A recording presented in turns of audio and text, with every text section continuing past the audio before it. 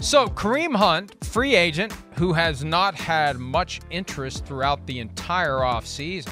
The leading rusher in the National Football League as a rookie in 2017, the same year Alvin Kamara was a rookie in the National Football League. Hunt reportedly visiting the Saints now that Kamara is going to miss the first 3 games of the season due to a negotiated suspension arising from a violation of the personal conduct policy. You know, I feel bad that we kind of whiffed on this yesterday. We're talking about their depth chart and what they're going to do, and teams are so wired to go next man up, especially at running back. We hadn't accounted for the possibility of bringing in a guy like Kareem Hunt. Now, look, it's only 3 games, so what do you do with him after that? And then you're going to have Kareem Hunt, Jamal Williams, and Alvin Kamara. I guess that's why we didn't think of it, and they haven't signed him yet.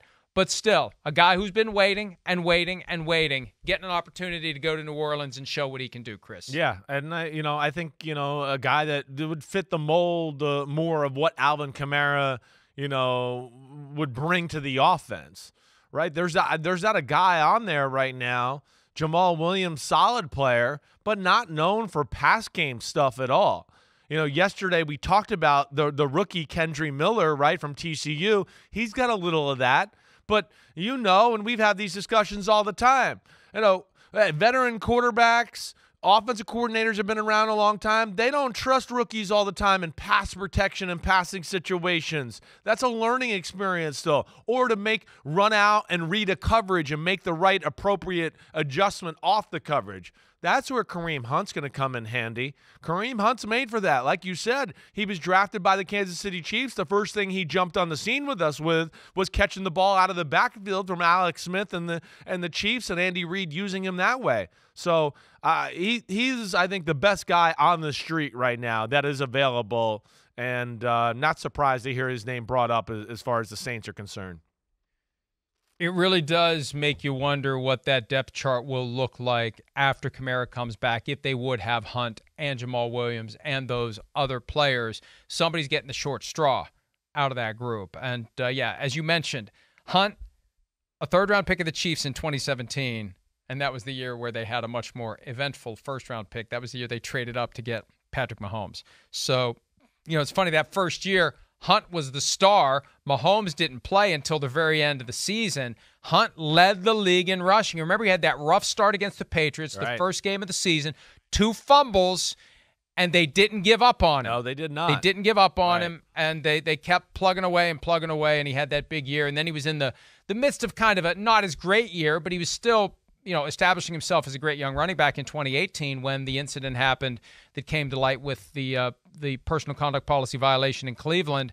And remember what a big deal that was. It was right after Thanksgiving Day in 2018. Yeah, that was a life-changing moment for Kareem Hunt. I mean, he was, looked at as one of the best running backs in football, and everything was on the up and up. And ever since then, it's kind of been, I'm a backup. I'm still good, but I'm not the main guy. And he's never really found that role to be the main guy ever. He goes here the first 3 weeks without Kamara. He's got a chance to be the main guy, and he shows what he has and plays really well. I think there's a chance that when Kamara comes back, it'll be back to Kamara. But then maybe he has a chance to supplant a Jamal Williams as being the next guy in the rotation. That's for sure. I could see that happening if he plays his absolute best. He played all 17 games last year for the Browns with no starts, and he had 123 carries for 468 yards. First time in his career he had an average per carry below 4 at 3.8. So remember there was talk that they were going to trade him. I bet in hindsight the Browns wish they had traded him because they're not going to get a compensatory pick for him because the window for that has closed because it's so late in the offseason. That's when a guy leaves before like the middle of May. So they don't get anything. They could have gotten something for the guy during what was a lost season of 2022. I am surprised still that they didn't trade him to somebody who may have been anxious to get some running back help.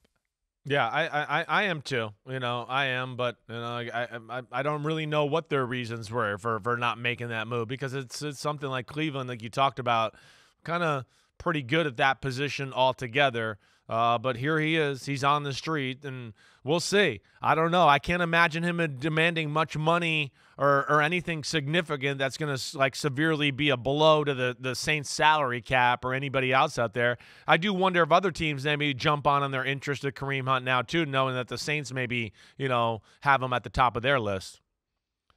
I remember he got a decent contract with the Browns, right, but nothing spectacular after he kind of came back and proved himself. He had 800 yards plus his first full season in Cleveland. Nick Chubb was the guy who got paid. And that incident, that really did derail a career that would have had, I think, a second contract that would have paid him a hell of a lot more than he's made in the NFL. We'll see if his career continues. And we're out of time for today. Thanks for some of your time. We'll see you tomorrow. Hi, it's Mike Florio. Thanks for watching PFT on YouTube. Hit subscribe for the latest news and analysis from Pro Football Talk.